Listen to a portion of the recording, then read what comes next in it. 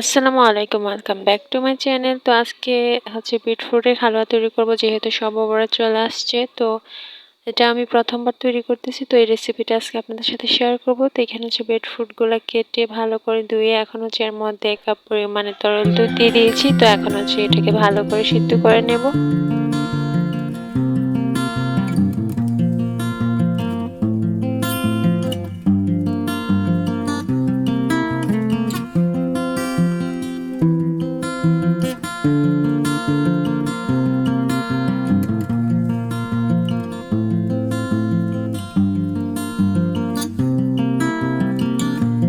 তো এটা ভালো করে সিদ্ধ হয়ে যাওয়ার পর এখন কিন্তু এটাকে আমরা ব্লেন্ডার বা পাটাতে বেটে নিতে পারেন। তো আমরা এখানে ব্লেন্ডার করে নিয়েছি। তো এখন হচ্ছে এখানে আমি হচ্ছে 2 টেবিল পরিমাণ ঘি দিয়ে দিব।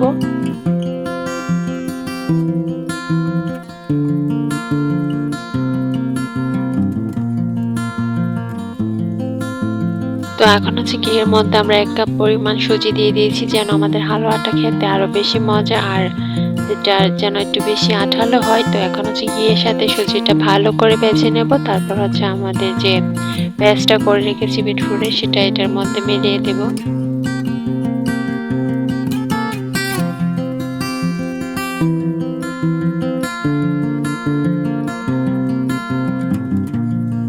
তো এদিকে হচ্ছে আমরা যে পাত্রের মধ্যে বিটরুটগুলো সিদ্ধ করেছিলাম, ওই পাত্রের মধ্যে 1 কাপ পরিমাণ দুধ দিয়ে দিয়েছি। তো দুধটাকে পাত্রটার মধ্যে দেওয়ার কারণে হচ্ছে পাত্রটা চারপাশে যে লেগে আছে এগুলো কিন্তু ভালো করে পরিষ্কার হয়ে যাবে।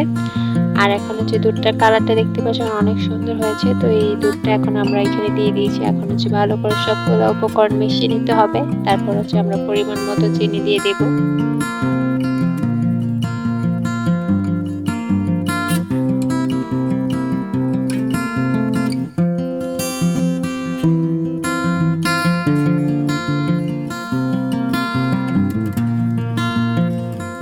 তো এখন হচ্ছে পরিমাণ মতো চিনি দিয়ে দিব। আপনারা যে যতটুকু মিষ্টি খেতে পছন্দ করেন ততটুকু চিনি দিয়ে দিবেন। তো চিনিটাকে ভালো করে মিশিয়ে নিতে হবে। আর আমাদের বিটরুটের হালুয়াটা কিন্তু এখন অনেকটাই আঠালো হয়ে গেছে, আর চিনিটা দেওয়ার কারণে কিন্তু এটা আরো বেশি আঠালো হয়ে যাবে।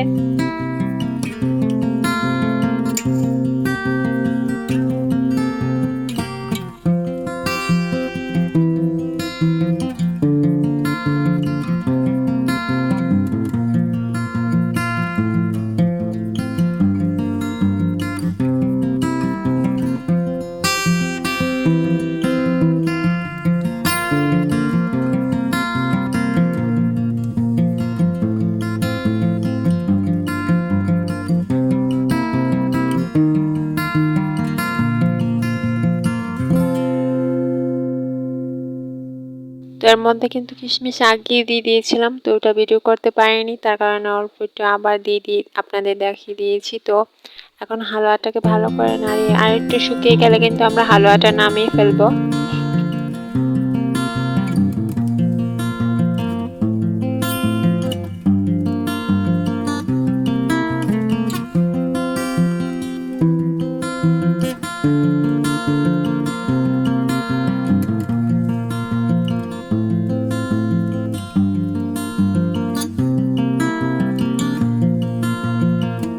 তো এই যে বিটরুটের হালুয়াটা কিন্তু অনেক মজাদার। তো এটা কিন্তু কাঁচা বিটরুট খেতে অনেকেই পছন্দ করে না, তো এভাবে হালুয়া রান্না করে খেয়ে দেখতে পারেন, অনেক ভালো লাগে, অনেক মজাদার। তো এই শবে বরাতে একটা অন্যরকম রেসিপি তৈরি করেছি, রেসিপিটা আপনার সাথে শেয়ার করলাম। কেমন লেগেছে অবশ্যই কমেন্টসে জানাবেন, আর অবশ্যই চ্যানেলটা সাবস্ক্রাইব করে আমার পাশে থাকবেন। আল্লাহ হাফেজ।